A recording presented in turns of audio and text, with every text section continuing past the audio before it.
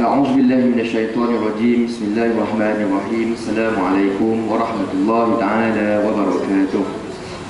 الحمد لله. الحمد لله الذي أنزل على عبده الكتاب ولم يجعل له عوجا. الحمد لله. الحمد لله الذي خلق السماوات والأرض وجعل الظلمات والنور ثم الذين كفروا بربهم يعدلون. الحمد لله. الحمد لله الذي أنزل السكينة في قلوب المؤمنين ليزدادوا إيمانا مع إيمانهم.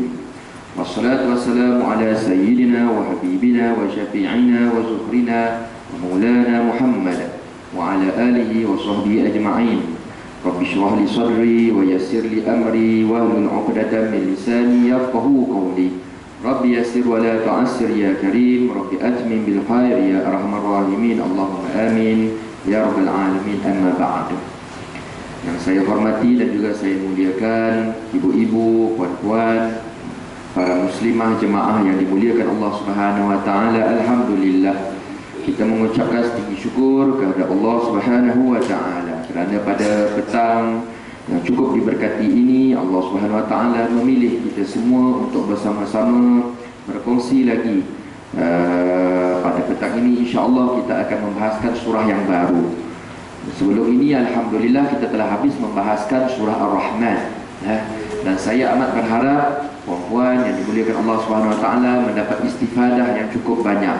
Istifadah bukan sahaja dalam setakat dalam bentuk ilmu pengetahuan, tetapi apabila kita mempelajari agama, yang kita mahukan adalah bentuk-bentuk ilmu pengetahuan yang akan membawa kepada peningkatan kepercayaan kita kepada Allah Subhanahu wa taala. Kita mahukan bentuk-bentuk ilmu yang dapat menambahkan lagi kualiti amalan kita. Saya harap kawan-kawan dimuliakan Allah Subhanahu wa taala, bila kita sudah mempelajari surah Ar-Rahman, yang kita inginkan bukan setakat saya dah tahu pasal Ar-Rahman. Itu bukan yang kita inginkan. Yang kita inginkan adalah saya semakin mencintai Ar-Rahman, makin suka nak semayang, makin senang nak melakukan ketaatan. Kalau kita dah dengar surah Ar-Rahman tapi lepas tu nak datang kuliah makin susah, maknanya sebenarnya kita tak faham pun surah Ar-Rahman. Betul tak? Sebabnya ilmu itu hanya sekadar ilmu yang tak lead kita kepada something, yang tak lead kita kepada perubahan diri. Ini dah perkara yang selalu diingatkan oleh ulama', iaitu apabila kita mempelajari ilmu agama, kita perlu fokuskan apa yang penting, apa yang lebih penting daripada perkara-perkara yang small ataupun kecil-kecil. Puan-puan yang dimuliakan Allah Subhanahu wa taala, pada hari ini kita akan mempelajari pula apakah hikmah-hikmah yang ingin disampaikan oleh Allah Subhanahu wa taala di dalam surah berikutnya, iaitu surah apa? Al-Waqi'ah. Waqi'ah kita dah cakap dah. Ya Rabbi ya Karim, saya salah cakap ke perempuan salah dengar? Saya ada rakam tak? Rakam. Nanti tengok balik rakaman. Mungkin saya salah cakap. Kalaulah saya cakap kiamah, kiamah tadi la uqsimu biyaumil qiyamah kan? Kalau saya cakap kiamah, saya minta maaf banyak-banyak. Itu saya salah cakap. Sebab saya punya intention Waqi'ah. Betul lah nama lebih kurang. Salah cakap dah tu ya. Waqi'ah. Sebabnya begini, surah Waqi'ah ni adik-beradik dengan surah Ar-Rahman.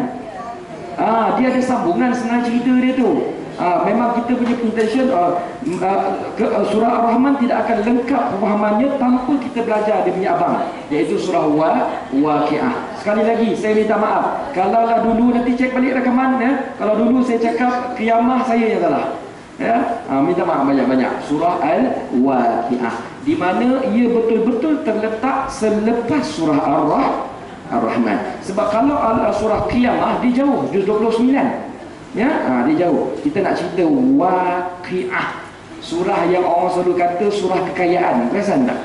Itu sebab ramai orang nak hafal tu ya. Kita akan cerita surah Al-Waqi'ah. Minta maaf ya ibu-ibu kalau apa, memang salah saya lah macam tu. Dia dah ceramah ngantuk juga sebenarnya, bukan tak ngantuk. Tu kesan ngantuk nama dia ya. Kesan tak dapat kuih pun dia juga tu ya. Baik, mari kita teruskan ya. Puan-puan yang dimuliakan Allah Subhanahu wa taala, Pada hari ini, seperti yang saya nyatakan sebentar tadi, kita akan meneliti pula surah Al-Waqi'ah, surah yang kedudukannya terletak pada kedudukan ke-56 daripada turutan surah. Surah ni ada 114, dia terletak nombor 56. Kalau dari sudut juzuk Al-Quran tu, dia berada dalam juz berapa? 27. Jumlah ayatnya 96 ayat. Perkataan waqi'ah ya, diambil daripada lafaz al-waqi'ah yang kebetulan berada di dalam ayat yang pertama. Ya, ayat pertama kan bunyinya iza waqa'atil waqi'ah. Puan-puan, sebentar lagi kita akan bicarakan ayat ini ataupun surah ini. Cuma sebelum itu, saya fikir, ni tadi dalam kereta tadi saya fikir saya perlu menjelaskan sesuatu perkara yang lebih penting daripada itu, iaitu kita sekarang kan sedang membahaskan surah. Bila kita sedang membahaskan surah, kita akan banyak bertemu kisah-kisah. Perasankah kita bahawa Al-Quran ini almost 3/5 daripada Al-Quran, almost ya, saya tak kata semua, tetapi saya mengatakan 3/5 daripada kandungan Al-Quran ini terdiri daripada kisah-kisah, betul tak? Kisah Nabi, kisah orang baik, kisah orang jahat, cerita-cerita. Macam surah Waqi'ah ni cerita hari kiamat pula diceritanya ya. Semua kisah-kisah. Dan apabila kita membaca kisah-kisah ini, puan-puan yang dimuliakan Allah Subhanahu Wa Taala, akan ada tendensi kita hilang fokus. So tendensi kehilangan fokus apabila mempelajari tafsir ini, Allah Subhanahu Wa Taala awal-awal lagi dah peringat dah puan-puan semua. Awal-awal lagi Allah Subhanahu Wa Taala bila turunkan Al-Quran, Allah Subhanahu Wa Taala tahu umat Islam ni bila dia tengok cerita, dia ada curiosity yang tinggi. Sama macam kita tengok Kush Tahir, betul tak? Dah tengok dah, tapi ada tak curiosity? Last tu dia kahwin tak? Betul tak? Ada tak Kush Tahir 2? That's why pengeluar filem disambung, nampak tak? Sebab dia tahu ada ramai orang ada curiosity. Ya, sama juga puan-puan semua bila kita mempelajari Al-Quran. Bila kita nampak cerita tu shock, best cerita dia, kita pun ada banyak pertanyaan, kita ada banyak persoalan, ada banyak perkara curiosity, perkara yang kita ingin nak tahu.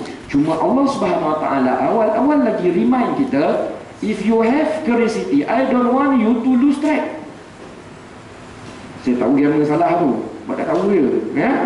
Jangan losing track, jangan hilang daripada fokus. Jadi saya nak mengajak puan-puan semua, kita meneliti ada satu ayat Quran, Allah SWT letakkan ayat ini merupakan benchmark. If you want to explore ayat-ayat Al-Quran yang berkaitan curiosity ataupun kisah-kisah ya, this is the benchmark. Kena ikut benchmark ni. Boleh saya share ayat dia puan-puan semua?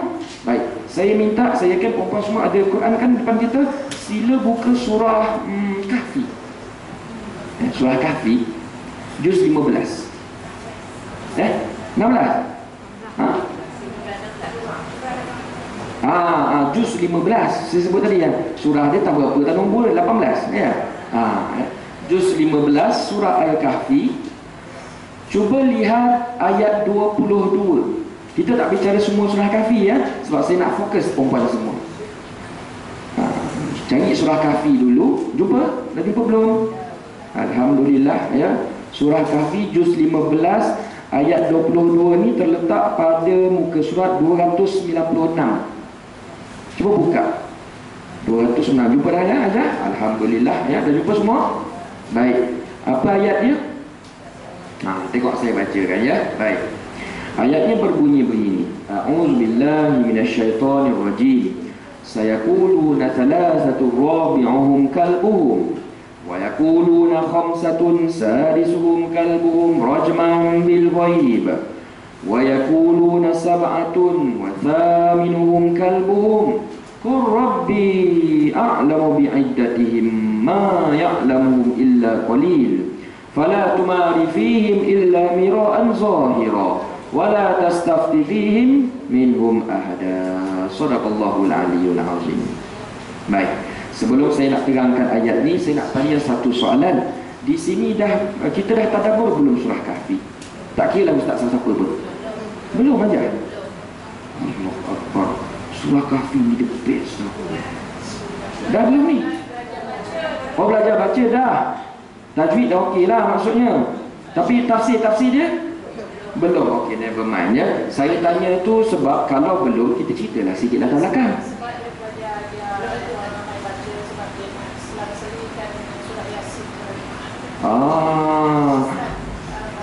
Tapi belum ada lagi lah kita belajar tafsir dia sedikit-sedikit satu ayat tu belum lagi. Okey. Boleh saya cerita sikit dia punya background? Boleh ya? Saya rasa perempuan pun dah tahu. Belajar saya kita share sikit. Surah Kahfi ini merupakan satu surah yang sangat incredible kerana ia di dalamnya ada 4 kisah yang menjadi foundation besar. Pertamanya, foundation pertama cerita tentang Kahf, ya, iaitu cerita tentang pemuda Kahfi. Ya, ashab tu maksudnya pemuda, ya. Grup-grup orang yang masuk gua. Kahfi itu gua, ya. Kemudian di dalamnya ada cerita tentang 2 pemilik ladang. Kita pun tahu. Lepas tu di dalamnya ada cerita Zulkarnain. Ada juga cerita Zulkarnain, itu last. Dan kemudiannya ada satu lagi cerita yang sangat-sangat best, interesting, cerita tentang komunikasi antara Nabi Musa dan juga Nabi Khidir. InsyaAllah nanti kita doakan kalau ada masa habis Waqiah, ya, betul lah, Waqiah, salah kan ya. Kalau ada masa kita try masuk Kahfi nak. Ya, kita tengok dia, ya, insyaAllah ya. Tapi perempuan kenalah faham kita ni kan lambat sikit sebulan sekali, itulah cerita dia ya. Baik. Surah Kahfi ni perempuan semua diceritakan tentang beberapa orang pemuda yang pada waktu zaman Rasulullah, zaman pada waktu bukan zaman Rasulullah pun ya, mereka ini merupakan satu kumpulan pemuda di mana mereka ini sangat berani untuk menyatakan keimanan mereka. Mereka pada waktu tersebut berada dalam keadaan korak. Perempuan semua, cerita ini menceritakan tentang pemuda. Pemuda kita sekarang, remaja lah kita sebut, pemuda kan tak faham. Anak remaja kita sekarang, cuba kita tengok, saya yakin perempuan semua dah, anak dia semua dah remaja, betul tak? Atau mungkin dah lepas daripada remaja, dah kahwin. Perasan tak masa anak-anak kita dalam usia remaja tu, kalau diorang ni berkumpul, selalunya aktiviti diorang, aktiviti bagus ke aktiviti yang ada tendensi nak buat larok? Larok ngaku je lah kan. Saya ni pernah remaja, saya tahulah apa cerita kan. Dia akan cerita benda-benda yang tak apa-apa. Dia orang akan tukar file yang orang kata merapu. Even dia orang punya, kalau dia fikir kita nak pergi mana pun, mesti benda yang tak, tempat yang orang cakap end up benda yang tak berapa best ya. Ini kepala orang cakap remaja zaman sekarang. Dan untuk makluman perempuan semua, zaman sekarang kalau kita nak jumpa pemuda ataupun remaja di mana bila mereka berkumpul, mereka cerita benda baik ataupun mereka menceritakan aktiviti bagus, senang ke susah nak jumpa? Susah nak jumpa, betul ya? Perempuan yang dirahmati Allah Subhanahu Wa Taala, perkara ini pun pernah berlaku suatu ketika dahulu.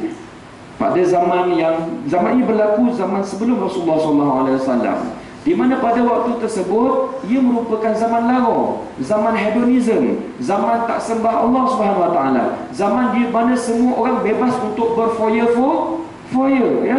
Tiba-tiba dalam pada waktu semua orang bebas berfoya-foya, tiba-tiba ada satu grup. Mereka ini pemuda pula tu. Kita semua faham, waktu yang paling banyak kita buat dosa selalunya masa muda-muda lah, betul tak? Di mana mereka ada curiosity tinggi, tendensi nak buat dosa tinggi, nafsu tinggi, betul tak? But kata Allah SWT, mereka choose. Mereka ni bukan seorang ya, mereka ni group. Melihat perempuan semua, group. Di mana mereka choose untuk kata apa? Kami beriman kepada Allah SWT. Mereka choose untuk membuat aktiviti yang baik, walaupun mereka ada pilihan nak buat aktiviti yang tak baik. Mereka choose untuk buat usrah, walaupun mereka ada pilihan untuk lepak dekat Maidin. Itu maksudnya. Nampak ya perempuan yang dimuliakan Allah SWT? Ini kisahnya.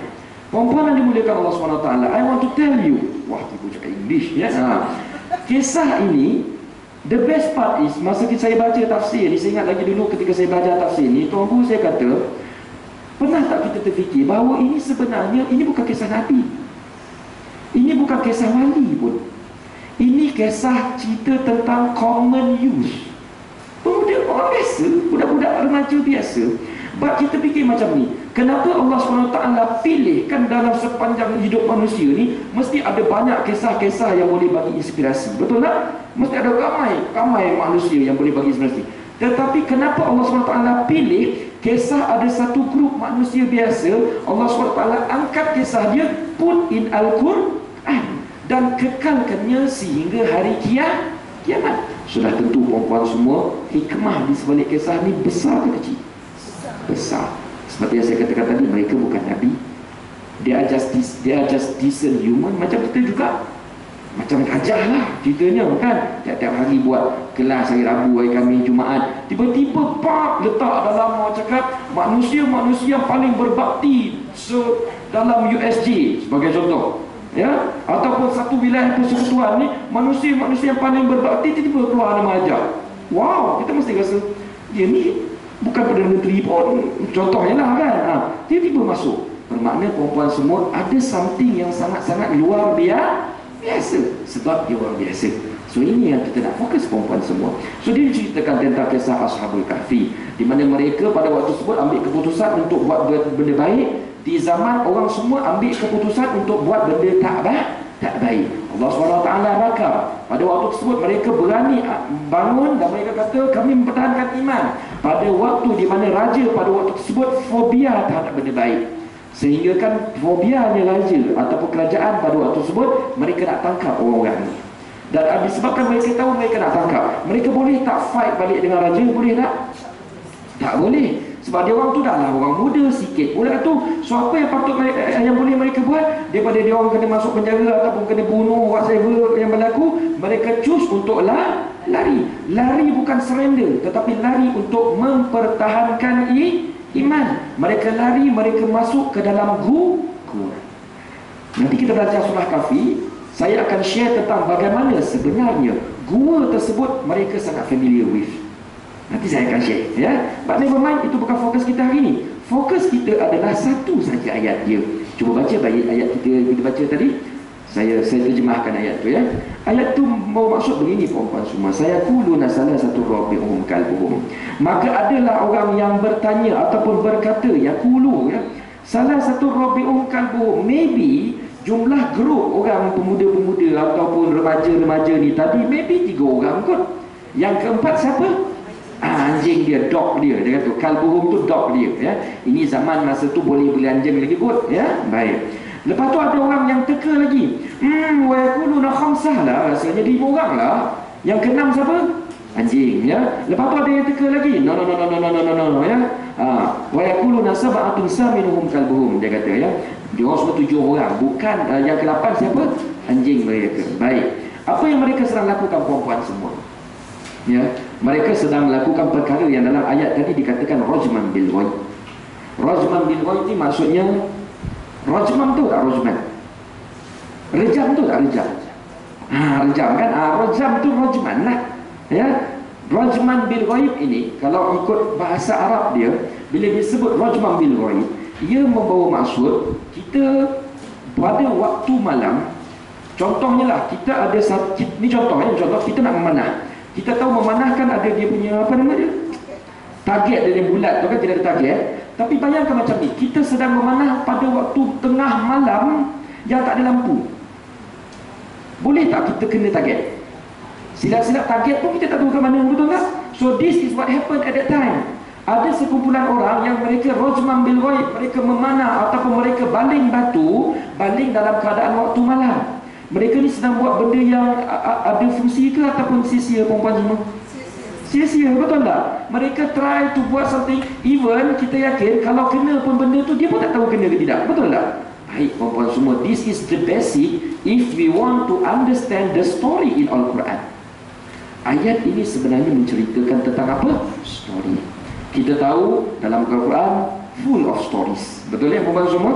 Tetapi Allah SWT kata, sometimes bila kami menceritakan story di dalam Al-Quran, ada ramai di antara orang Islam, mereka sudah lari daripada track yang kami nak sampaikan. Bila kami cerita tentang story, kami sebenarnya fokuskan tentang benefit of the story.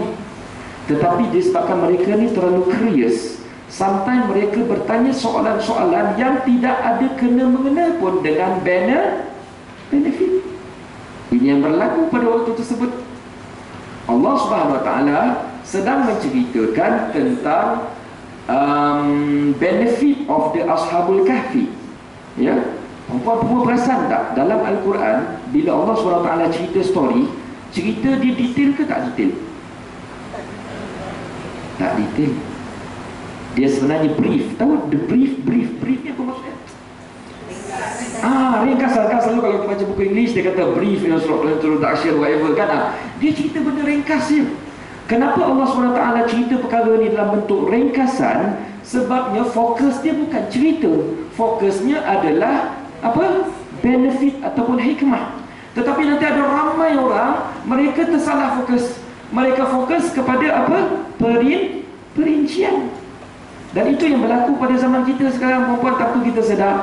Zaman itu berlaku macam tu. Kata Allah SWT, saya nak kamu cuba tengok dia punya pengajaran. Pengajarannya ialah I want you to be like them. Iaitu kita berada pada zaman lawa, dan kita walaupun dalam zaman lawa, jangan kita hanyut sama macam orang-orang lawa.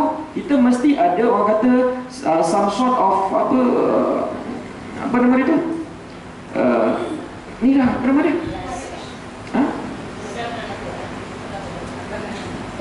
Wukuk, apa nama dia tu? Pegangan kita mesti ada pegangan lah, betul lah tu, pegangan. Kita mesti ada standing, understanding lah, standing. Kita mesti ada stand, ya. Kita mesti ada stand kita sendiri, jangan terpengaruh dengan orang lain. Kalau mungkin orang ajak jom kita pergi Maidin, kita pun pergi Maidin atas alasan saja nak teman kawan. Padahal hari ni Rabu dah tahu dah ada kuliah. Sebagai contoh lah, ya. Alhamdulillah ni tak pergi Maidin, ya. Yang lain tu kita fikir dia orang masih on the way, jangan risau, on the way, ya. So itu maksudnya kita mesti ada stand perempuan semua, sebab kita hidup dalam zaman lawa yang nak diajarkan Tuhan yang tu. Tetapi ada orang pada waktu tersebut tiba-tiba dia tanya beberapa soalan yang orang kata tak ada kena-mengena. Tiba-tiba dia tanya, "Ya Allah, I have one question." Dia orang tu berapa ramai, ya? Tiba dia tanya soalan tu. Nampak tak? Saya dulu salah satu dua dua. Tiga orang kan? Tiga orang. Yang keempat, anjing dia kuat. Dia tanya, betul tak? Lepas tu ada yang lain kata, dia try lagi, betul tak? Dia try Rojman Bil Waib, betul tak? Dia try lagi, no, empat orang. Yang kelima, anjing. No, enam orang. Yang ketujuh, anjing. No. Yang ketujuh orang.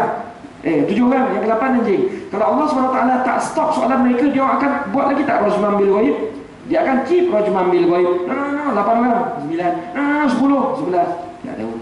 Padahal kata Tuhan, benda ni penting ke? Tak penting. Dan itu yang berlaku, perempuan semua minta maaf. Kadang-kadang kita belajar tafsir, bila kita tanya ada soalan tak? Ada. Ustaz, Zulaiha dengan Yusuf tu masa dia keluar tu bila dia kahwin? Kita pening. Betul puan, minta maaf. Tapi kita banyak dapat soalan macam tu. Dia tanya soalan yang tak ada kena-mengena. Padahal kita mesti yakin bila kita baca Quran, bila Allah SWT datangkan kisah Al-Quran, Allah SWT telah datangkan dia punya apa nama dia tu, dia punya detail dia tu, detail yang paling penting. Kalau Allah SWT tak beritahu detail-detail lain, maknanya benda tu penting tak? Tak penting. Dulu saya pernah mengajar tafsir surah Yusuf, ada orang tanya, adik-beradik Yusuf tu siapa nama abang ni yang halau yang nak bunuh tu? Allah abang, mak Nabi Yusuf asal dia tak cerita. Perasan tak? Dalam surah Yusuf mak dia tak ada tu. Abah dia je. Mak dia siapa nama? Kita ni. Memang kita pening. Berapa lama nak pergi? Mana aku tahu? Itu jangan. Saya tak tahu, ya. Betul tak? Sebab Quran tak bagi tahu sebab bagi Quran ini bukan kitab sejarah. Betul ya? Yang nak put everything, no, ya. Kita nak bagi tahu, orang cakap cerita tentang benefit saja, ya. So kita mesti on the track. Boleh ya perempuan semua? Dia soalan macam ni tau. Perempuan semua rasa macam terkilan tak? Kalau perempuan semua mungkin ada seberangan kita pernah jadi cikgu ataupun pensyarah. Banyaklah kita jadi pensyarah bisnes lah, ya. Contoh saya nak mengajar perempuan bisnes ni. Saya pun orang cakap buka buku bisnes. Saya mengajar tentang cara marketing, tentang branding. Saya mengajar tentang how to negotiate, macam mana kita nak menentukan target market whatever kan. Kita pun cakap semua tu. Tiba-tiba dia angkat tangan, dia tanya soalan macam ni. Nanti kalau kita nak makan sebelum kita nak jumpa orang tu, kita nak makan pagi, nak makan roti canai kan, sini mak. Kalau kita dapat soalan tu, kalau kita rasa macam mana rasa? Rasa budak dia kecil je kan? Mana nak kecil-kecil, jadi kuih kat luar rasanya. Betul tak perempuan semua kan? Kenapa kita geram? Sebab kita tahu dia ni tak nampak tentang poin apa yang kita nak ajar. Kita ajar bisnes, dibantai tanya, nanti nak pakai baju apa kalau jumpa orang buat appointment? Nampak tak? Benda tu tak ada kena-mengena besar pun. Allahu Akbar. Bila kita belajar tafsir, kadang-kadang kita tak perasan, kita banyak bertanya tentang perincian yang sebenarnya perkara tu benefit ke tidak untuk kefahaman kita. kurang benefit, ya. So bila Tuhan bagi tahu, dulu ada satu grup orang, dia buat perangai sama. Dia tanya Rasulullah, 3 orang ke 4 orang? Betul tak? 4 orang kot, 5 orang ke? Lama-lama Tuhan cut dia punya persoalan tu. No, Qur Rabbi, cuba tengok macam mana Allah SWT cut. Qur Rabbi a'lamu bi iddatihim. Cakap kepada dia orang ni Muhammad, Allah sahaja yang tahu. Kau jangan layan dia orang pun. Jangan layan. Ya, ma ya'lamuhum illa qalil. Tak ramai orang tahu, tapi saya tahu, ya. Fala tumari fihim illa mira'an zahira. Kalau kamu nak tanya pun, ya, tanyalah mira'an zahira. Mira'an zahira ni maksudnya nak tanya soalan dalam agama boleh, tapi tanyalah soalan yang boleh lead kepada our benefit. So bila kita belajar agama, perempuan yang dimuliakan Allah Subhanahu Wa Taala, apa benefit yang kita nak cari sebenarnya? Ada 2 yang benefit dia. Benefit yang pertama adalah kita akan tanya perkaitan-perkaitan soal agama yang boleh bagi benefit untuk mensucikan hati-hati kita. Itu yang pertama, menambah iman dan mensucikan hati. Kemudian kita akan tanya soalan-soalan yang related tentang bagaimana kita nak memperbanyakkan lagi amalan. Itu saja untuk kita as individu, perempuan memuliakan Allah Subhanahu Wa Taala. Habis itu ustaz, kita tak boleh tanya soalan-soalan lain.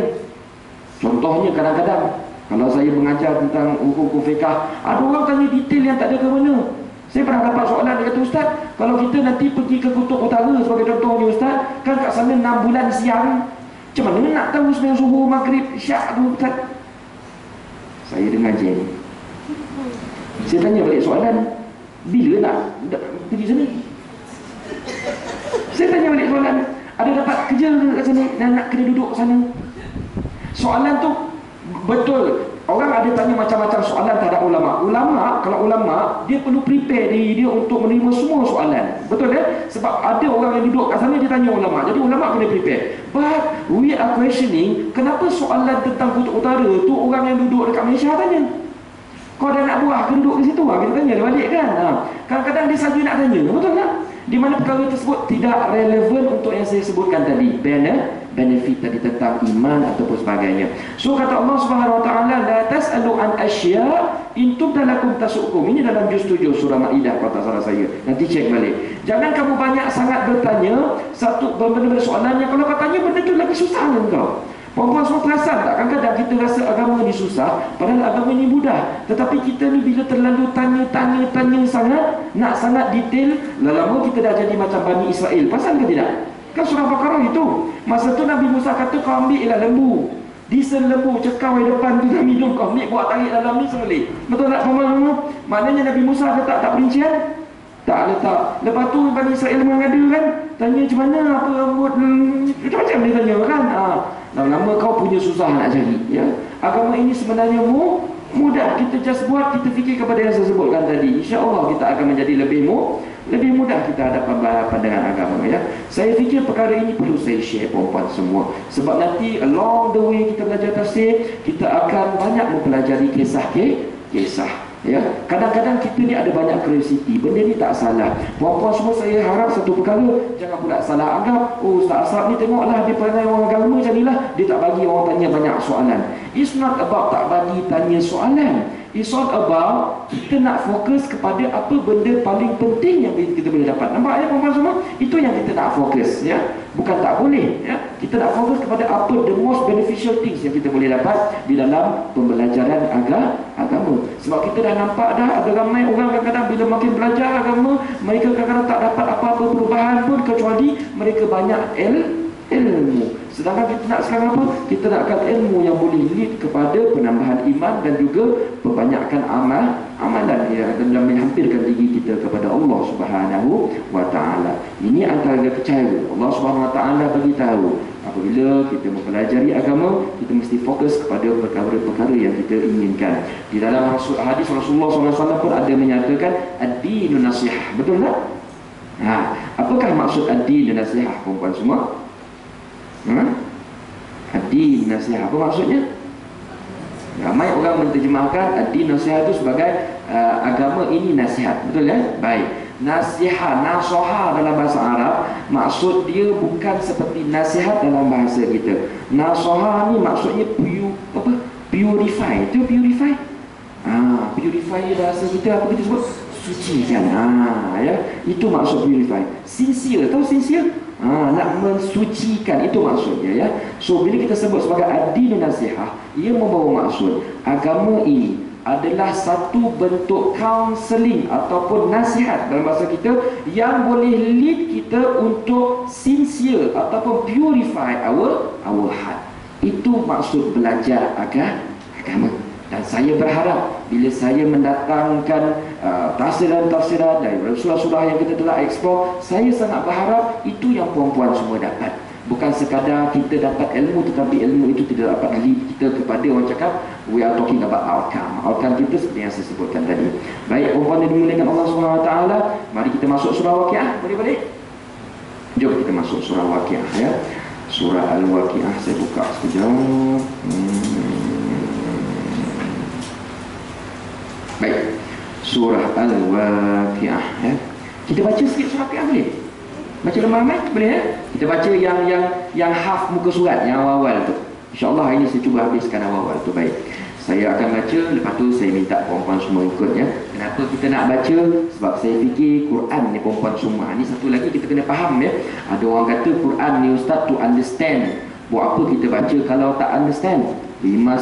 Kita jangan terperangkap dengan kefahaman tersebut perempuan semua ya. Quran ni multi dimension. Ada ramai orang dapat hidayah jadi baik baca Quran tak faham pun.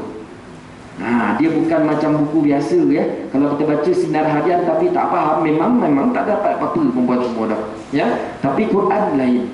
Ada banyak benda yang kita buat nampak macam sia-sia, tapi bagi Allah SWT everything yang related dengan Allah SWT pasti tidak ada sia-sia. Perempuan pun semua ada anak kan. Lu perasan tak anak kita macam nakal-nakal sikit, tapi bila kita minta dia belajar baca Quran, tiba-tiba dia belajar Quran tu dia senang ikut cakap kita, betul tak? Kan ada macam tu kan? Ini yang kita sebut sebagai the power of Al-Quran perempuan semua. Sekarang ni kita baca, kita harap Al-Quran ni ada mukjizat ya. Dia boleh bantu kepada perkara yang kita tak ada kontrol, iaitu nak mendapat hidayah kepada Allah Subhanahu wa ta'ala. Kita semua tahu perempuan semua ada ramai orang berubah hanya mendengar bacaan Al-Quran. Dia tak faham, dia dengar je, bacaan tu sedap, dia berubah. So ini yang kita nak. That's why kita baca. Kita sedang cuba mengambil berkat daripada bacaan ayat-ayat Al-Quran. Baik, saya akan baca perlahan, nanti perempuan semua ikut ya. Kita mulakan sekarang. A'udzu billahi minasy syaithanir rajim. 1, 2, mula.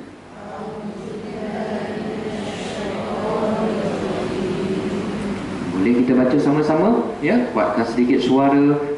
Kalau ada kesilapan tajwid, insya-Allah saya cuba share. Bismillahirrahmanirrahim.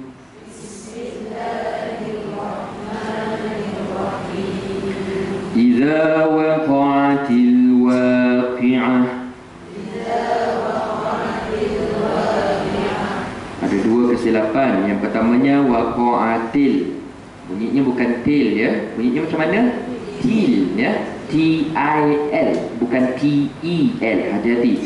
Yang kedua waqi'ah, bukan waqi'ah. Itu makcik PA sekolah rumah tu ya. Bunyinya waqi. Nampak tak? Qi. Dia bukan K, dia qi ya. Tengok saya buat sekali lagi. Idza waqa'atil waqi'ah. Cantik sikit bunyi dia. Laisa liwaqatiha kazibah.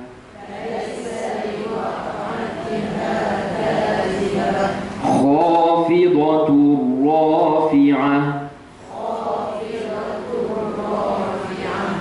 Bukan rafi'ah. Tu kawan baik kita masa sekolah dulu ya. Bunyinya rafi'ah ya, bukan rafi'ah. Sekali lagi, khafidatun.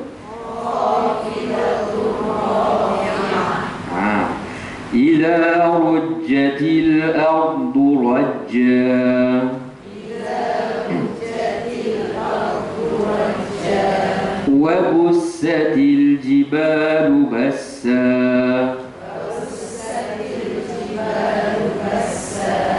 Fakanat haba'an munbatha.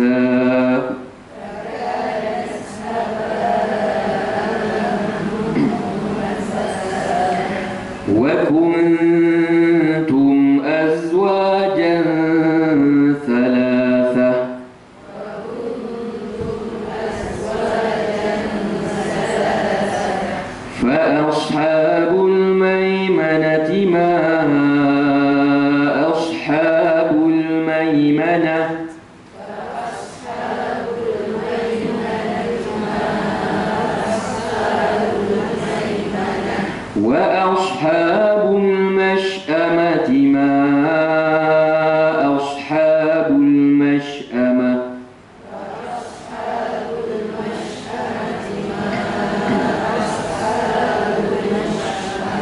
والسابقون السابقون.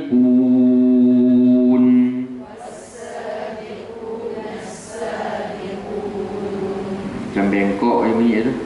Sabekun juga bahasa bengkok lah tu ya. Bukan sabekun, sabikun ya. Hati-hati ya. Cuba bunyi sekali lagi. 1, 2 mula. والسابقون السابقون. أولئك المقربون.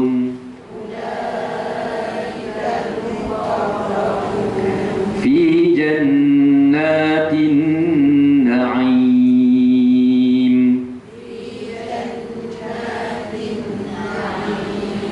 Bunyinya bukan jannatin. Tu tin milo tu. Bunyinya tin. Ya, beza ya antara ten dengan tin. Nampak beza dia? Yang betul di sini tin, bukan tin. Ya. Sekali lagi, tengok saya buat ya. Fi jannatin na'im.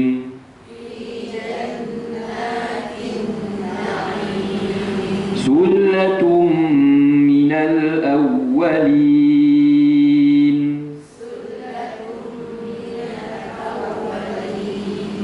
Wa qalilum minal akhirin.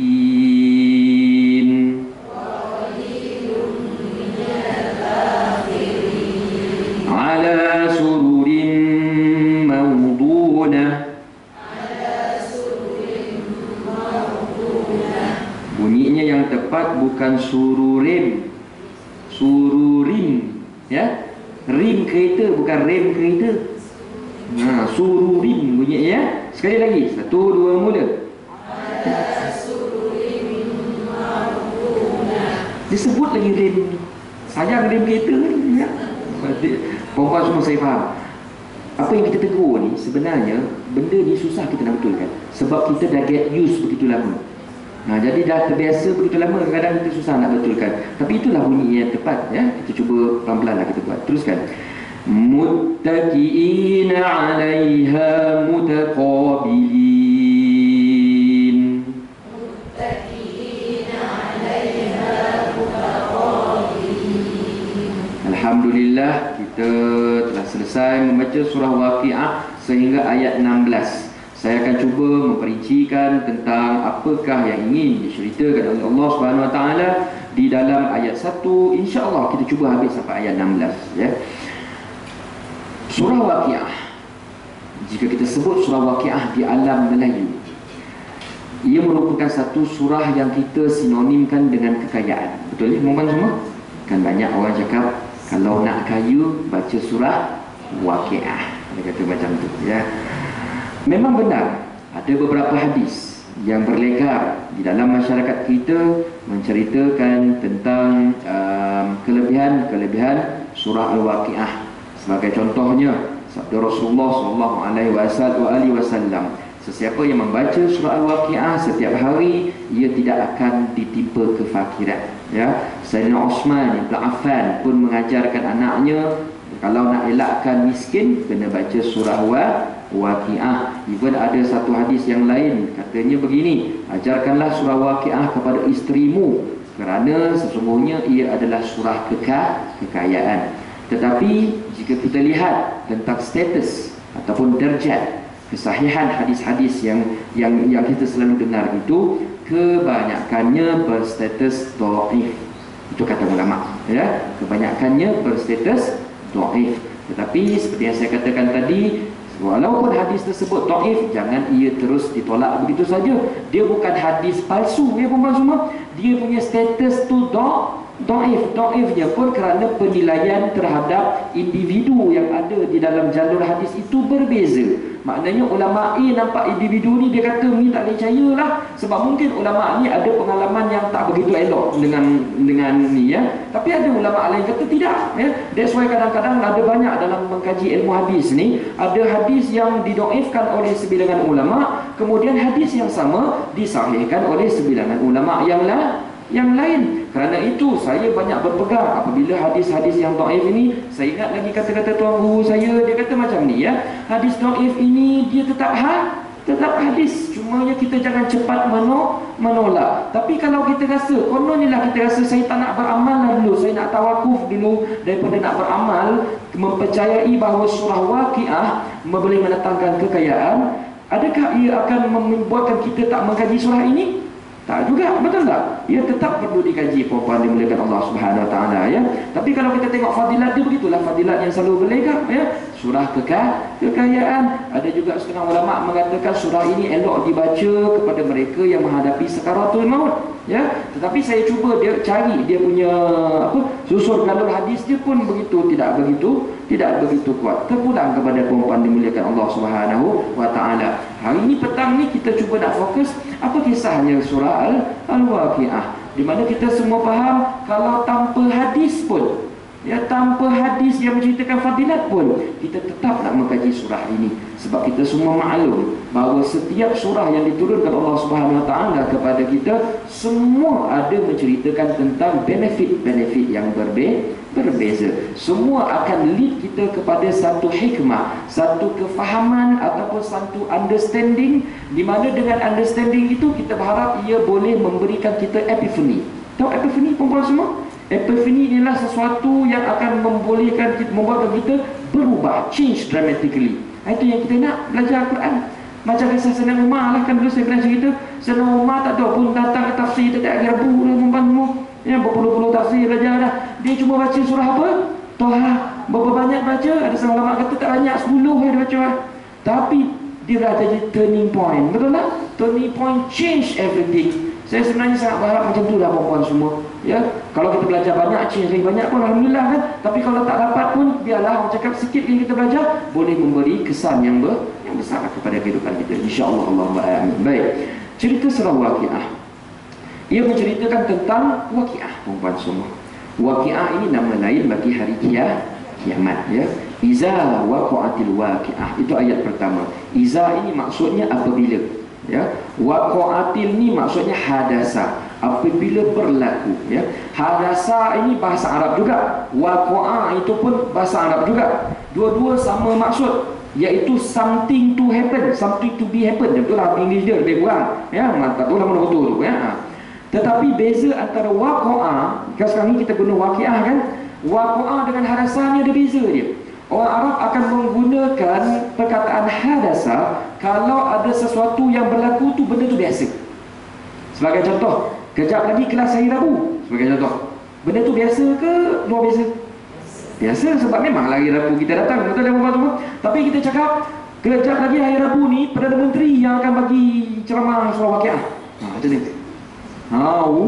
Bezanya, betul tak? Semua biasa nak datang. First time nak dengar Perdana Menteri bagi kuliah tafsir. Saya pun dah datang punya memang kan. Ni contoh ya, contoh. Kita doa biarlah doa yang terbaik, betul tak? Whatever orang lain cakap, kita selaku orang Muslim, perangai dia mesti berlapang dah berdada mendoakan yang terbaik dengan orang tu dulu kan, orang yang lain ya. Saya berharap sangat nanti one day yang mengajar saya Perdana Menteri, Timbalan Perdana Menteri dan semua orang yang lain. Amin ya rabbal alamin. Baik, itu maksudnya beza antara waqa'ah dengan hadasa. Waqa'ah ini maksudnya ada something to be happen. Benda tu besar ke kecil? Besar. Dia gunakan perkataan waqa'ah ya. Iza waqa'atil waqi'ah. Waqi'ah ini maksudnya hari kiamat. Kalau kita tengok, kalau kita belajar bahasa Arab lah puan-puan semua, saya yakin puan-puan semua belajar iza waqa'ah. Waqa'ah tu fi'il madi ke mudhari'? Dia confuse dah. Madi tu ya, waqa'a yaqa'u, betul tak? Dia fi'il madi. Fi'il madi ni apa maksud dia? Past tense kan? So maksudnya adakah hari kiamat dah laku? So apa cerita ni? Salah grammar ke? Kan kita belajar dalam bahasa Arab, kalau benda yang in future ditambah fi'il mudhari' ditambah sa, betul tak? Kan? Betul tak? Sayakulu, saufa yakulu kan. Benda ni present. Present pula apa? Future tense ya. Tapi kenapa dalam ayat ni digunakan past tense? Sedangkan ketika ayat ini turun pada zaman Rasulullah, dah berlaku belum waqiah? Belum. Zaman kita pun belum berlaku, betul tak? Tapi kenapa dia gunakan past tense? Di sini kita kena faham bahasa Arab perempuan semua, ya. Terminologi bahasa Arab mengatakan begini. Kalau ada past tense didahului, waqa'a ni kan past tense, didahului dengan perkataan iza, dia tukar maksud past tense kepada future tense. That's the grammar, perempuan semua, ya. That's the grammar. Nak tanya lebih lanjut, tanyalah Tok Guru yang mengajar bahasa Arab, kenapa boleh macam tu, ya. Tapi itu yang kita belajar dahulu. Bila disebut iza and then digabungkan dengan past tense, makna dia berubah. Benda tu akan menjadi apa? Future. So dia kata, ketika berlaku hari kiamat, suatu hari nanti, itu maksud dia, ya. Iza waqa'atil waqi'ah laisa liwaqa'atiha kazibah. Ketahuilah bahawa hari kiamat itu tak ada siapa pun yang dapat mendustakan kejadiannya. Itu terjemahan biasa. Apa maksudnya di sini? Kazibah itu maksudnya kazib lah, kazib ni tipu, ya. Ulama cakap dia ada dua makna, ya. Laisa liwaqa'atiha kazibah ini maksudnya ada dua makna. Yang pertamanya adalah dari sudut kejadian tersebut. Waqiah, benda ni, ia merupakan satu perkara yang akan berlaku pada future tense. Kalau ia bermaksud future tense, kalau sekarang ni kita present tense, betul ya perempuan? Sebagai contoh, ya, saya nak plan lah saya punya future tense. Contoh ya perempuan semua, minggu depan saya nak beli BMW. Contohnya ni contoh, ya, doa lah, amin, kan. Pada saja cakap tu, ya, amin, contoh, ya. Minggu depan saya nak beli BMW 5 series, whatever, dekat KL. Baik, that's my plan, ya. Benda yang kita plan sekarang, yang saya nak beli minggu depan tu, saya boleh cancel tak? Boleh tak cancel? Boleh, betul tak? Mungkin minggu depan beli Mercedes, contohnya lah. Ataupun tak beli apa-apa minggu depan, berangan ni salah tu, sebagai contohnya lah, ya. Tetapi kata Allah SWT, laisa liwaqa'atiha kazibah, benar kisah ini kami cerita in future tense, tetapi benda ni boleh cancel tak? No, waqi'ah ni, hari kiamat ni boleh cancel tak? Tak boleh.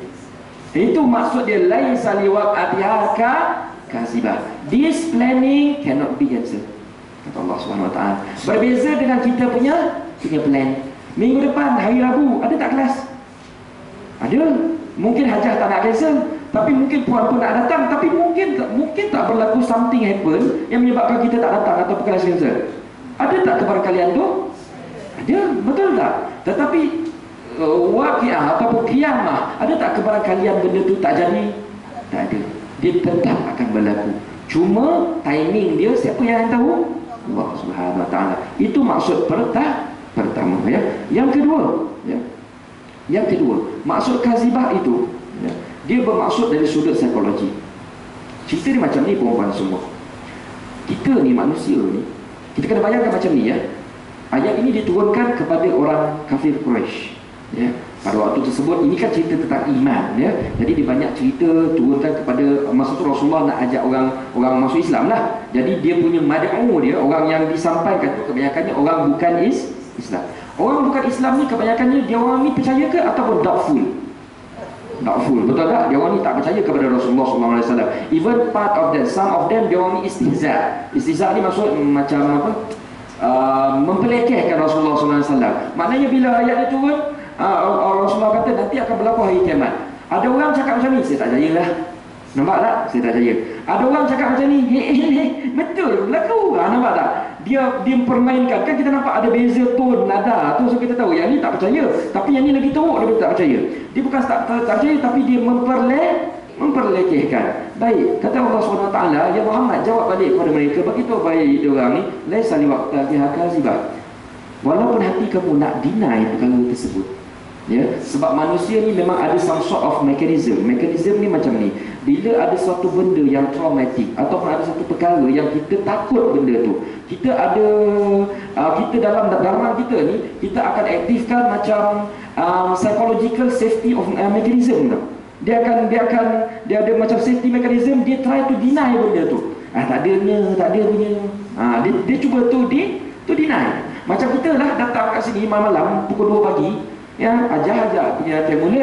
Masa tu dia ajak orang, so kita punya yakin lah ajak datang ni, dia ajak datang pukul 2. sekali dia tak datang, kita pun duduk situ nunggu dia. Masa tu kita ada tak aktifkan kita punya self defense mechanism? Ada tak? Ada, betul tak?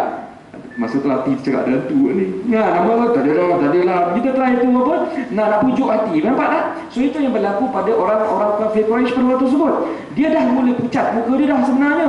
Dan mulut dia cakap alah benda ni tak berlaku, Muhammad ni tipu. Tapi hati dia dalam tu dia rasa macam berlaku je.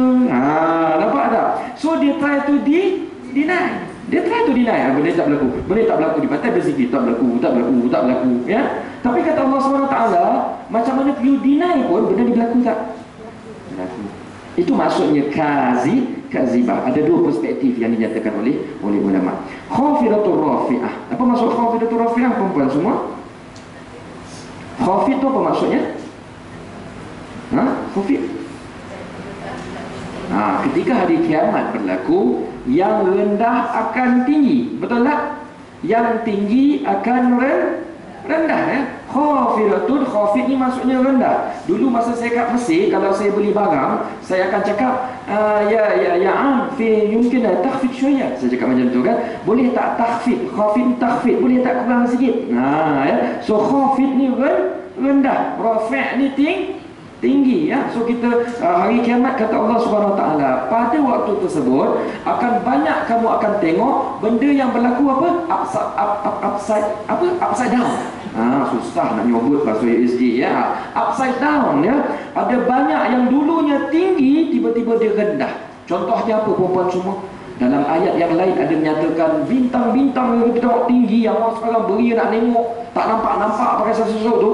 Masa hari kiamat dia akan turun betul depan mata kita, ya. Semua akan turun. Bulan kita rasa susah nak pergi tu, boom, dia jatuh. Gunung yang nampak apa, yang kita nampak Everest susah nak naik tu, jangan risau, hari kiamat dia akan apa, dia turun. Itu yang berlaku. Maknanya benda yang tinggi dia akan turun. Apa yang berlaku sebaliknya? Yang turun, yang dalam akan naik. Ada dalam cerita surah yang lain yang mengatakan masa tu semua kubur-kubur akan bangkit, ya. Semua orang-orang yang tanam punya lama ni pum semua keluar, perempuan yang mulia kat Allah SWT. Perkara yang tak pernah kita imagine depan mata kita akan berlaku. Itu pentafsiran pertama. Pentafsiran kedua, kata ulama, maksud khafidatur rafi'ah ini adalah pada hari kiamat akan ada. Yang ni kita kena careful. Yang tadi itu kita tak perlu careful sangat pun okey. Sebab saya fikir macam ni, kita doalah kita ni mungkin meninggal sebelum kiamat berlaku, betul tak? So kalau benda tu berlaku masa tu kita tak nampak lah, kecuali kalau kita bangkit, betul tak? Bangkit. Tetapi yang nombor dua ni kita kena ambil perhatian. Kata ulama, antara maksud khafidatur rafi'ah adalah ketika hari kiamat akan ada manusia-manusia ketika mereka hidup di dunia dulu, keadaan mereka rendah. Mereka ini dipandang hina, tetapi hari kiamat mereka akan menjadi mulia. Akan ada manusia yang zaman sekarang kita kalau dia lalu sebelah kita tak tegur pun. Mungkin masa dia datang kat kita halau dia. Mungkin kalau dia datang jangkauan rumah kita tak borak pun dengan dia. Sebab kita nampak, kita tengok status, ya, kita tengok status dia. Mungkin kita tak tahu. Tapi kata Allah SWT, you must be careful. Hari kiamat nanti, orang yang kamu tak layan, orang tu yang kami layan. Nampak tak? Ini kata Allah SWT. Itu berlaku tidak, perempuan semua? Itu yang berlaku pada Uwais Al-Qarni, betul tak? Nabi Muhammad SAW dah bagi hint kat kita, akan ada orang yang nobody. Semua orang tak layan dia.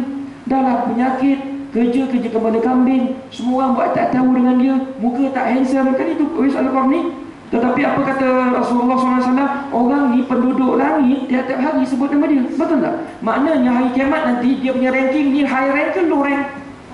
High. Ketika dunia dia high rank ke low rank? Low rank boleh cakap tentang high rank ke low rank?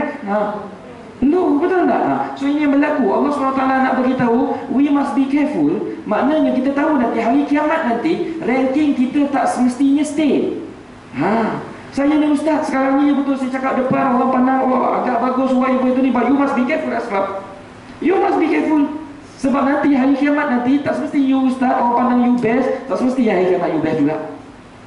You must be careful. It still depend macam mana you layan orang-orang yang unfortunate hari sekarang. Itu ceritanya perempuan yang dimuliakan Allah Subhanahu Wa Taala. Ya, nanti hari kiamat nanti akan ada orang yang high rank di dunia, dia akan jadi low rank. Saya tak kata semua ya perempuan semua, jangan kita nak generalize. But ini merupakan reminder ya, supaya kita kena berhati-hati, supaya kita tak tersilau. Kalau kita berada di atas, kita tak tersilau dengan keatasan kita. Kalau kita berada di bawah, jangan kita merasa down ataupun sad. Maybe pandangan kita di sisi Allah Subhanahu Wa Taala sangat-sangat berbeza. It still depends sama ada kita nak syukur ataupun kufur dalam condition kita sekarang. Itu maksudnya khafidatur rafi'ah. Teruskan perempuan yang dimuliakan Allah Subhanahu Wa Taala. Idza rujatil ardu rajja. Pada waktu tersebut Allah Subhanahu Wa Taala mengatakan rujjah. Rujjah ini maksudnya shake, ya, shake. Zilzal, ya, rujah ni pun zilzal, ya, dia bergoncang dengan keadaan yang sangat kuat, getaran kuat, all over again, dia bakal bergoncang cukup kuat. Never imagine tuan-tuan dan puan, ini bukan 7, 8 dah, ini 80 kan. Macam tu lah cerita dia, ya. You cannot imagine, skala Richter tu pun paling tinggi 10, dia bukan 10 dah. Dia dah tak boleh nak kira dah, perempuan yang muliakan Allah Subhanahu Wa Taala, ya. Wa bussatil jibalu bassa. Apa maksud wa bussatil jibalu bassa? Kita tengok. Dan gunung genang kan, betul tak? Jibal tu gunung, ya. Busah ni dihancur leburkan dengan seluruh leburnya. Okey, itu terjemahan sekali imbas. Perempuan yang dimuliakan Allah SWT, seperti awal dulu saya bagi tahu, nak faham Quran ni, kalau nak rasa nikmat, kita kena faham ayat ni, penggunaan perkataan dia pada zaman orang yang diturunkan ayat tu. Boleh, ya? Zaman sekarang ni kita dah tak nampak nikmat, tapi zaman orang dulu bila Rasulullah cakap wabussatil jibalu bassa, muka mereka pucat tau. Sebab bagi mereka busa atau basah ni sebenarnya dia merupakan satu aktiviti kita sedang mengayak tepung nak buat roti. Itu maksudnya basah. Perempuan semua kan pandai buat roti. Macam mana kita buat roti? Macam mana kita ayak tepung? Kau tak pernah buat roti. Kan dia cakap, ni memang boleh roti canai. Macam mana kita buat buat roti? Roti canai lah. Mulai tak ambil tepung kan, kita ambil air, baju, lepas tu betul tak? Kita betul tak? Betul tak? Betul tak? Itulah basah. Betul tak? Ini ngajar tafsir ni, ya Allah, ingat memang ini kat depan lah, ya. Ini ngajar tafsir, saya nak gambarkan basah. So orang, kita kena bayangkan macam ni. Orang kafir tu mula dia tergelak hari kiamat. Dia kata benda ni tak akan berlaku. Betul tak? Lama-lama Rasulullah bagi tahu ya, bukan tak? Muka dia ni lama. Nampak tak muka dia berubah? Sebab dia, Rasulullah cakap gunung yang cukup besar ni jadi macam mana? Basah. Macam lempeng dia buat. So dia takut. Nampak tak? Sebab apa? Dia ada imagination. Aku buat macam tu lah nanti jadi. Peksan. Boleh lari ke perempuan semua kalau macam tu yang terjadi pada bumi? Kita boleh lari ke? But just imagine kalau kita hidup at that time. Kita boleh lari ke? Boleh lari ke? Cakap nak lari kat mana? Mibeli. Lari lah. Tak boleh lari. Duduk rumah. Lempeng. Bayangkan roti tu dia start dengan tepung. Betul tak? Dia campur air kan. Masa dia dah jadi ayak tu boleh jumpa kebalik tepung yang tiny tu. Boleh jumpa kan? Dia tak ada. Dia dah blend. Betul tak? So kalau kita ni kecil kan, bumi besar, betul tak? Kita ni kecil kan, apa jadi kalau kita hidup masa kiamat tu, kita dah macam mana dah? Ada, dah cenyap dah, tak jumpa dah. Kerana itu dulu tuan guru kami banyak berpesan, ya, biar kita berdoa, kita meninggal sebelum kiamat. Sebab kita tak mampu nak alami proses meninggal masa kiamat. Tak mampu kita. Sakit dia lain macam.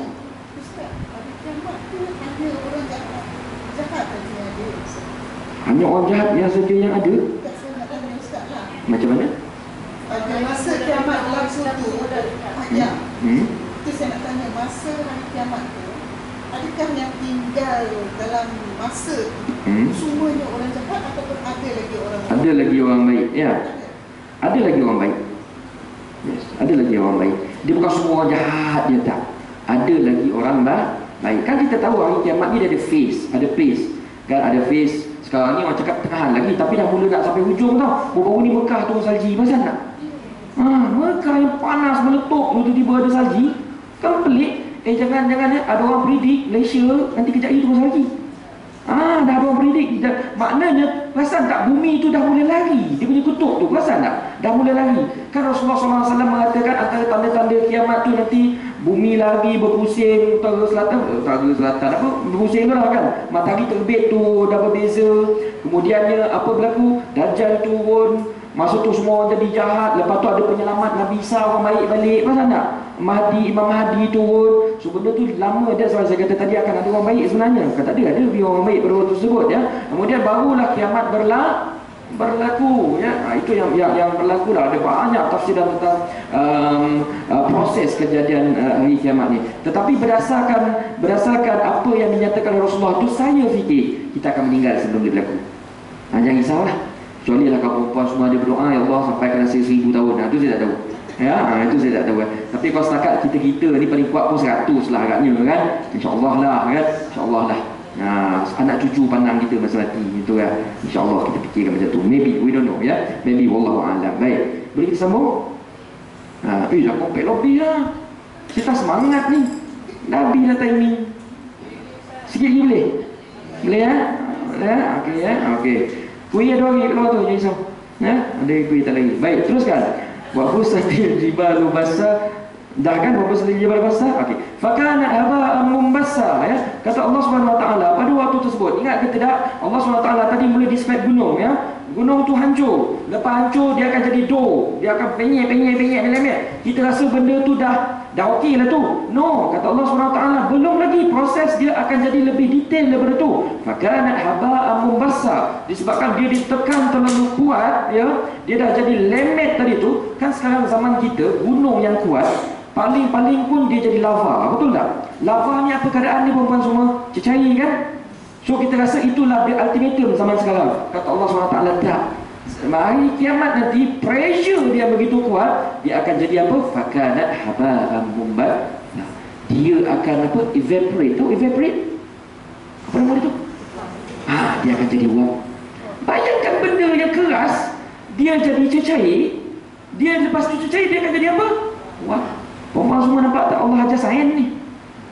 Kerana itu sains, betul tak? Memulakan air ketulan air kan. Lepas tu kita panaskan, dia jadi cecair, betul tak? Lepas tu kita panaskan lagi, dia akan jadi uap. Itu yang berlaku bukan pada air, kata Allah SWT.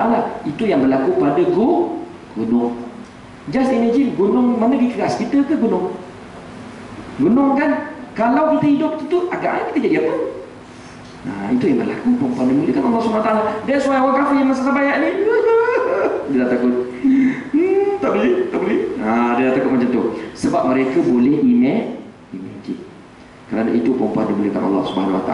Orang yang memiliki kefahaman yang jelas tentang Al-Quran, bila mereka membaca Al-Quran, mereka cepat datang dia punya feeling. Kalau kita baca ayat ni, agak-agaknya kalau kita jadi imam, kita nak bawa dia punya lagu tu lagu seronok ke lagu sedih? Yes. Takkan buat lagu sedih, tak bawa lagu seronok dalam bukan. Waqatil waqi'ah. Jadi ya kan. Tu nama imam tak faham nama itu bukan semua ya. Dia tengah cerita benda yang orang kata wow kan, miserable. Wow, takut ini SG ni. Itu yang berlaku pada waktu tersebut. Baik. Wa kuntum azwajan salasah. Kemudian Allah SWT katakan, kamu pada waktu tersebut wa kuntum. Boleh sambung ni puan? Boleh saya tengah seronok ni. Boleh ya? Okey, sebab kan maghrib pula apa? Asal dia lambat sikit kan, kita boleh push sikit lah, boleh ya? Saya akan rasa macam tak sedap kalau saya tak sambung, minta maaf. Wa kuntum azwajan salasah ya. Pada waktu tersebut manusia bila mereka dibangkitkan semula, mereka akan dibahagikan kepada berapa grup? 3 grup. Baik, kita kena faham. Apa grup yang pertama? Ashabul maimanah ma ashabul maimanah. Ada grup nama dia maimanah. Ada grup namanya mash'amah. The best group nama dia apa? Sabiqun. Betul lah? Itu ayat dia cerita dia. Maknanya group the best, nama dia Sabiqun. Second group, quite good, namanya apa? Maimanah. Third group, apa nama dia? Mash'amah. Yang ni yang orang yang teruk-teruk. So Allah SWT supaya senang kita nak tapis, ya, kan nanti hari kiamat ni hari penapisan, betul tak? Siapa masuk syurga, siapa masuk neraka, maka Allah SWT nak memudahkan penapisan. Start hari kiamat tu, dia tengok ramai orang, dalam Allah SWT cakap dengan malaikat, tolong tapis mereka awal-awal, bagikan mereka kepada grup ni. Baik, perempuan semua, cuba tengok dekat sini. Kita doa sekarang macam ni. Kita berdoa Kita nak masuk grup mana? Saya tanya dulu. Kalau boleh nak sabiqun, betul tak? Tapi kalau lah sabiqun dah full, kita nak masuk mana? Maimanah, betul? Yang kita nak elak grup mana? Masy'amah. Baik. Maknanya dua baik, satu tak baik. Kata Allah Subhanahu Wa Taala, kalaulah kita ditakdirkan masuk dalam grup Maimanah ataupun Sabiqun, kita cepat-cepat ucapkan Alhamdulillah. But at the same time, we must be careful. Careful apa maksudnya? Sebab kalau kita tak berhati-hati, maybe kita dah mula-mula tu malaikat dah letak dekat grup baik ni, but maybe sampai kat ujung masa nak masuk dalam orang cakap tempat proses tu, tiba-tiba dia bertukar masuk dekat Masy'amah. Macam mana Ustaz cakap macam tu? Mana dalil Ustaz? Dalil dia kat ayat yang kita baca tadi, wa kuntum azwajan salasah. Baik, perempuan semua, ayat ni kalau baca selapis memang susah nak faham, tapi kita kena faham mengikut apa yang orang Arab faham. Azwaj, apa maksud azwaj? Azwaj ni apa maksud dia? Zaujah maksud dia? Zaujah ni sebenarnya, zaujun ni maksudnya pasangan. Itu maksudnya pasangan. Bila kita sebut pasangan, apa maksud pasangan? Maksudnya macam ni, kalau suami isteri, kalau isteri sakit, suami risau tak? Risau. Dia risau siapa nak clearkan rumah apa semua tu, ini betul tak? Ini contoh lah kan. Kalau suami sakit, isteri risau tak? Risau kan siapa nak pergi makan, bayar bil semua itu ni, nampak tak? Maknanya macam ni, kalau seorang buat problem, orang ni terkesan tak? Terkesan kan? Betul tak? Ya? Itu maksud wa kuntum azwajan salasah. Maksudnya macam ni. Kata Allah SWT, bila kita nanti hari kiamat, kita akan dibagikan dalam 3 grup. Ya, mungkin kita tak tahu ya tuan-tuan dan puan semua, tapi ni just mungkin, maybe kita suami isteri berada dekat Maimanah sebagai contoh lah. Ya, kita cari anak kita, and then kita dapati anak kita bukan dalam grup Maimanah, bukan dalam grup Sabiqun pun. Dia berada dalam grup mana? Masy'amah. So pada waktu tersebut kita jangan cepat nak urut dah dia. Sebab kata Allah SWT, betul anak you dekat situ ya, tapi jangan kamu fikir you boleh selamat, anak you tak boleh selamat. Jangan fikir macam tu. Sebab you ni still, kami tengok 3 grup ni walaupun dah pecah, tapi dia ada interlink. Tahu interlink? Dia akan ada nanti timing dia, tiba-tiba yang kat sini masuk sini, sini masuk sini. Nampak? That's why dalam ayat tu dikatakan wa kuntum azwajan salasah. Maknanya you akan dibagikan kepada 3 grup, di mana ia grup itu interlink aja. Perangai interlink ni macam mana? Zaujun. Maknanya sini problem, maybe sini pun akan menghadapi problem tu. Sini baik, maybe sini yang ada problem tu akan rasa yang baik tu. Nampak ke tidak? That's why Allah SWT tak mengatakan begini, wa kuntum aqsam sebagai contoh. Aqsamun salasah. Aqsam tu maknanya grup yang terpisah each other. Allah SWT kata dia apa? Interlink each other. Kan kita semua tahu, perempuan semua, nanti kan ada satu grup, nanti orang nak masuk syurga, dia ni buat baik, sangat baik or whatever, tiba-tiba nanti dia nak masuk syurga, dia tak dapat masuk syurga. Sebabnya apa? Anak dia dah masuk neraka tu, ngadu kat malaikat. Dia ngadu kat malaikat, bang, dia kata itu dia lah whatever lah dia panggil kan, pakcik ke abang tu haji ke dia panggil, tak tahulah kan. Tapi dia panggil, bang, saya ni masuk dulu mak saya tu, dia pergi Kuala Rabu tak pernah ajak saya. Dia baik seseorang ya? Bila balik saya tanya, mak belajar apa tu mak? Entah, kau tengoklah buku dia tu kan. Dia tak pernah nak cerita dengan saya pun. Dia tak nak tegur pun saya tengok Astro. Dia baik, ongkot masjid. Jangan tak rasa gelak ajar. Ni contoh ya. Ya kan? Dan pada waktu sebut interlink tu berlaku ke tidak? Berlaku. Allah SWT berkata, betul lah you cakap ni. Cek malaikat, cek balik. Betul lah. Pak, yang nak masuk syurga, masuk neraka. Sebab ayat dia ada dalam surah Al-A'raf kalau kita baca. Betul tak? Yes, ada yang berlaku. Surah Al-A'raf kata saya. Dan ada juga berlaku di mana mungkin ada orang yang masuk neraka, tetapi sebab ada orang yang baik, kan kita tahu ada hadis yang mengatakan yang orang yang menzahirkan diri kenyang Al-Quran, Allah SWT masukkan dia ke dalam syurga. Maknanya dia ashabul Maimanah. Bukan dia seorang masuk syurga, dia boleh ada tiket kosong free 10. Ya, wa fi syafa'u asyrata min ahli wa wajaba alaihin nar, kata Rasulullah SAW. Dia boleh selamatkan orang yang dah confirm masuk neraka, dia nampak dia masukkan dalam syurga. Betul tak? Adakah ini yang kita sebut sebagai interlink? Betul tak? Ini yang kita sebut ada interlink, ada interconnection. Ini yang kerana itu dia katakan wa kuntum azwaj. Sebenarnya saya nak bagi faham perempuan semua perkataan azwaj. Kemudian sebenarnya saya nak bagi tahu dalam Al-Quran perkataan yang Allah SWT choose untuk bagi tahu kita sangat-sangat precise. Sangat-sangat precise. Kita faham akan jadi lebih mudah. Fa ashabul maimanah. Baik. Ma ashabul maimanah wa ashabul mash'amah. Ayat dia macam ni tau perempuan semua. Ashabul maimanah ni kan ayat dia ashabul maimanah ma ashabul mash'amah, betul tak? Wa ashabul mash'amah ma ashabul mash'amah. Tahu tak dia punya cara sebutan dia masa sebab macam ni language ni kan Al-Quran dia start dengan buku ke suara? Dulu kan saya dah beritahu kan Al-Quran ni start dengan suara ni dia punya kefahaman boleh berbeza berdasarkan intonasi. Setuju ke tidak? Kan dulu saya dah bagi tahu macam mana contoh dia kan. Mak, ayo contoh. Angah makan. Marah ke tidak tu? Tak marah kan? Angah makan. Marah tak? Perkataan sama tak? Sama. Intonasi berbeza, makna lari tak? Lari. Kita tahu dia punya emotion dia berbeza. Ayat fa ashabul maimanah ma ashabul maimanah maksudnya macam ni. Ia sebenarnya nak menggambarkan tentang ta'ajub. Tahu ta'ajub? Ta'ajub ni macam ni tau. Grup maimanah, tu maksudnya ashabul maimanah ma ashabul maimanah. Wah, dia orang ni dia soalan macam ni tau. Orang duduk bangsa, orang duduk bangsa. Faham tak apa saya cakap? Kita bayangkan apa? Rumah dia orang yang main-main. Ini elit, betul tak? Ini elit.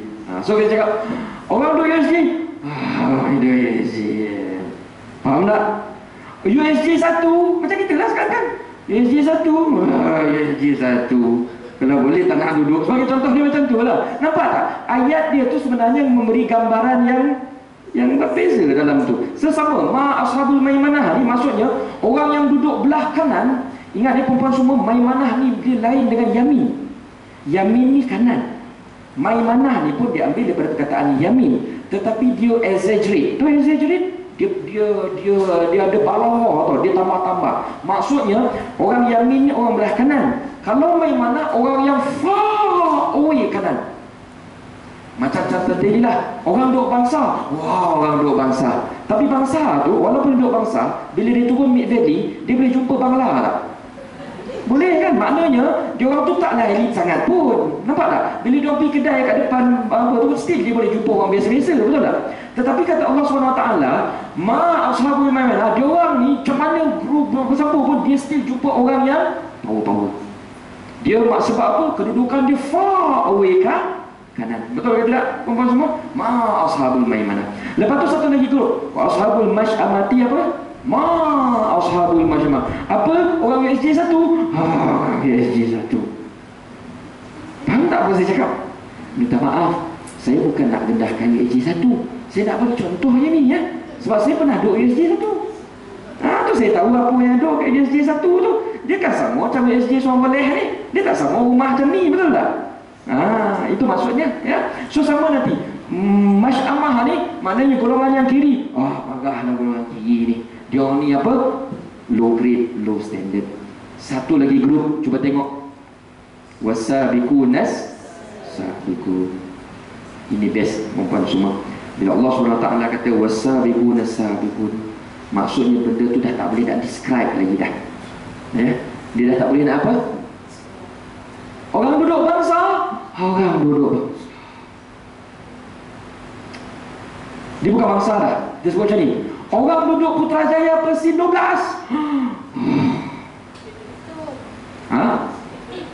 Ini contoh dia. Contoh nak bagi faham ya. Maknanya kita tahu kedudukan dia, kita dia punya status dia sangat-sangat elit. Itu maksud dia. Wasabiqu nasabiqu. Diulang perkataan yang sama. Perasan ke tidak? Nak bagi tahu, ini kau jangan kacau lah. Ini memang elit betul, tak boleh cerita lah. Bangsa tu tadi still boleh jumpa Bangla lagi lah orang cakap.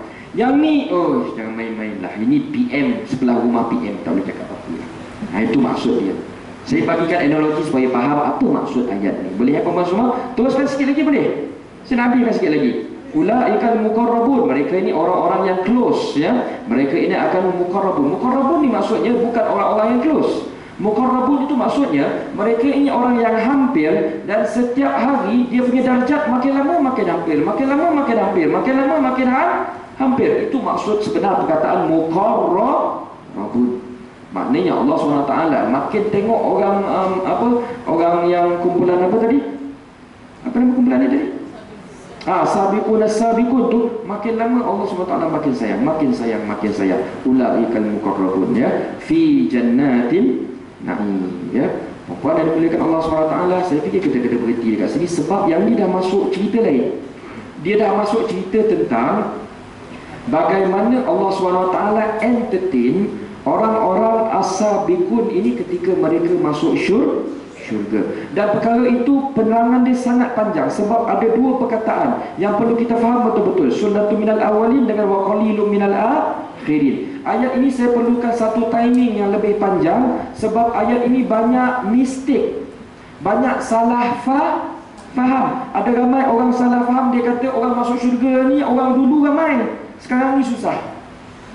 Sebab dia cakap apa tu? Sulatun minal awalin, ya, wa qalilun minal akhirin. Orang-orang awalin ramai dengan orang-orang sekarang kurang. Lama pun kita ada pemikiran susah nak masuk syurga, betul tak? Nanti saya akan tegangkan dalam next class, boleh ya? Kita akan start daripada fi jannatin na'im, dan dia akan betul-betul bertalian sampai muka surat yang sebelahnya, insya-Allah, ya. Puan dan dimuliakan Allah SWT, kita berhenti setakat ini. Tapi bagi saya this amazing story, puan-puan semua. Our fokus tadi apa? Fokus kita dua. Our fokus adalah our faith. Kita nak tambahkan lagi iman. Kemudian kita fokuskan lagi bila kita dah tahu cerita-cerita macam ni, kita anggap ia memberikan satu berita yang gembira supaya kita nak kuatkan lagi amalan kita. Perkara-perkara ini sebenarnya nak strengthen our keimanan. Nak beritahu kita bahawa apa yang kita lakukan setiap hari, kebaikan yang kita lakukan. Kalau kita pergi ke kelas tafsir, kita datang ke kelas-kelas duha. Ajar sini ada tak kelas duha? Ya, mungkin ada kalau masjid lain wa'idhul lah kan. Kita semayang duha, kita semayang taubat malam-malam, kita tadarus Al-Quran, kita beri ajak anak kita ni supaya rajin dekat dengan Al-Quran dan sebagainya. Nak beritahu benda ni sia-sia ke tidak? Tak sia-sia sebenarnya, sebab we are already investing in our future sebenarnya, ya. Saya yakin perempuan lagi faham apa maksud future daripada saya, ya. Sebab kita dah makin dekat ke arah sana. Betul tak perempuan semua? Kita sebenarnya makin dekat, bukan makin jauh. Ya, ni nak bagi tahu ni begitu gembira. Besok saya punya air jadi. Ya, tak tipu ni. Saya lahir 26 bulan 2 1979. Kan ini 25 bulan. Tak tahu lah minta kuih free dah, tak kan? Tapi nak bagi tahu ya. Dulu bila hari jadi saya gembira. Sekarang dah boleh takut. Sebab saya fikir dah umur dah 37 dah. Nampak tak? Saya fikir 37, saya pandang balik 37 tahun yang saya dah spend ni, saya rasa saya buat nothing. Dan saya pula fikir mungkin umur saya lebih kurang macam tu lagi panjang dia, 40 years or whatever maybe kan. Kita mana boleh lagi 100 tahun, betul tak? So saya fikir benda tu sebenarnya tak panjang. Sebab kita dah tahu dah timing 37 tahun tu panjang mana, betul tak? Kita dah tahu. So sekarang ni saya dah boleh takut dia, sebab saya rasa masa dah makin mencunduri saya. Ya.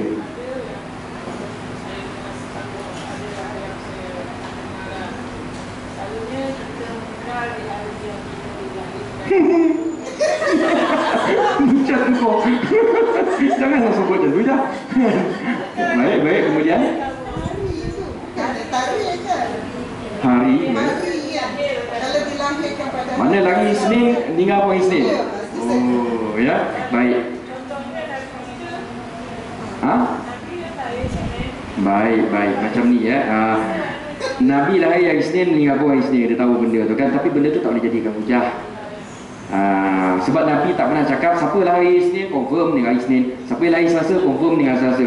Benda tu just kita nampak. Lagi satu macam ni, pengiraan tarikh lahir Nabi ni pun sebenarnya masih diperdebatkan ulama. Benda tu bukan orang cakap precise betul-betul. Jadi bagi saya, selagi tidak ada hadis yang sahih dalam perkara tersebut, kan minta maaf ya aja, benda ni benda gaib kan, betul tak? Hari kita meninggal ni gaib kan?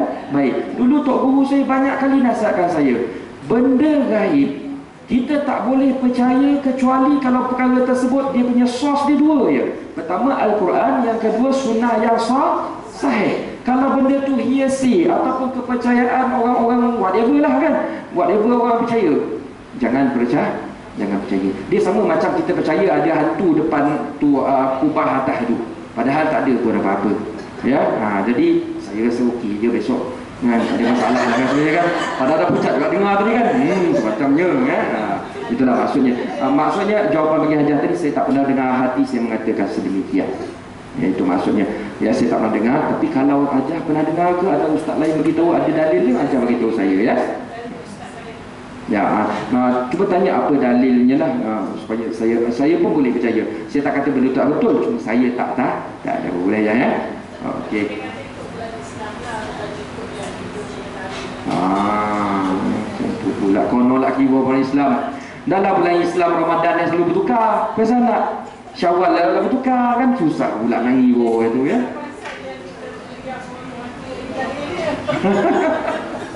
Wallahu a'lam bisawab lah, itu yang kita boleh ceritakan.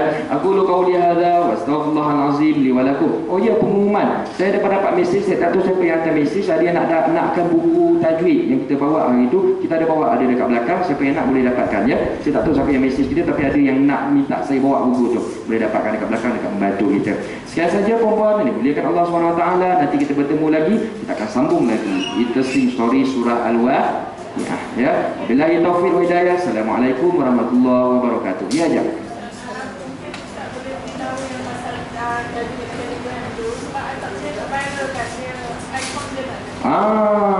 Okey. Kami sekarang ni ada buat Telegram. Perempuan semua ada Telegram tak? Macam ayah ya. Ada kan? Orang sekarang ni jangan canggih-canggih ya. Saya dah buat satu grup Telegram tajwid luar biasa ya. Tajwid luar biasa ni dia merupakan satu channel ataupun satu grup di mana kalau puan-puan semua ada persoalan Al-Quran, boleh tanya saya. Kemudian saya jawab dalam channel tersebut. Saya akan bagi tahu dalam channel tersebut, boleh masuk dekat sini ya. Sekejap saya tulis. Ini link dia. Yang ni kita buka Telegram ya. HTTPS ya. Lepas tu Telegram .me atau slash ya, tajwid luar biasa ya. Ambil gambar ni, kalau tak tahu macam mana nak add nanti tanya cucu. Orang expert lah benda macam ni ya. Macam mana nak add, macam mana nak masuk grup ni, benda orang ya. Nanti dia akan masukkan dalam insya-Allah. Kadang ada orang tanya, ustaz, dia ambil gambar Quran sebagai contoh, dia baca Quran, lepas tu ada jumpa satu perkataan dia tak tahu nak baca. Orang sekarang ni dia pandai, dia ambil gambar tu, dia hantar kat Telegram kita ni. Lepas tu dia tanya, ustaz ni dengung ni macam mana? Saya nampak tu, saya pun baca. Telegram ni dia boleh rakam apa yang saya baca. Jadi perempuan boleh dapat tu, nanti boleh dengar. Oh, macam ni baca dia. Dia boleh live dengan kita. Teknologi sekarang senang belajar perempuan semua ya. Boleh kita boleh try macam tu insya-Allah.